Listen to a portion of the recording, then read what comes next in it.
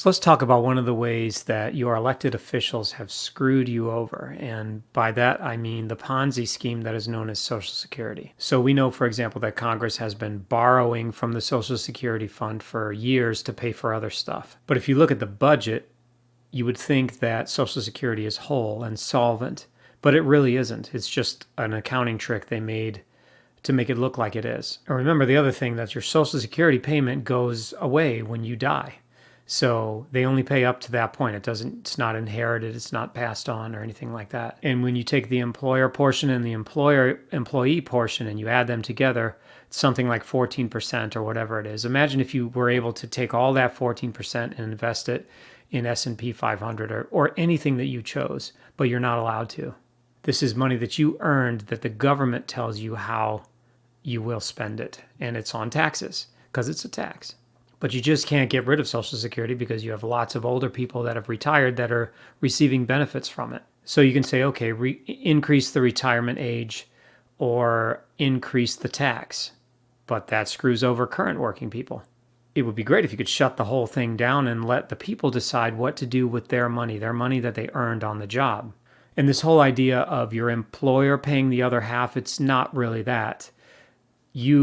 That other half is only produced from your work. If you don't work, that other half never even comes in.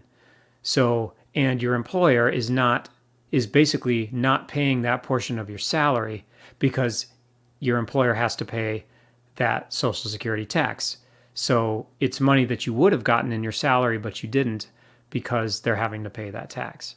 And the real kicker is if you're self-employed, you get to pay it all. Some people say, what's the big deal? Just postpone your retirement age. You're going to live longer anyway. For those of you that are my age or older, you don't want to postpone your retirement age, trust me. But when you're younger, you think, yeah, that's what we'll do. That'll solve the problem.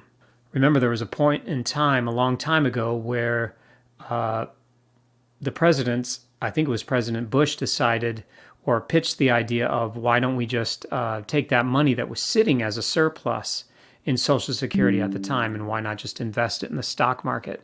Because that would be a far better return than the alternative.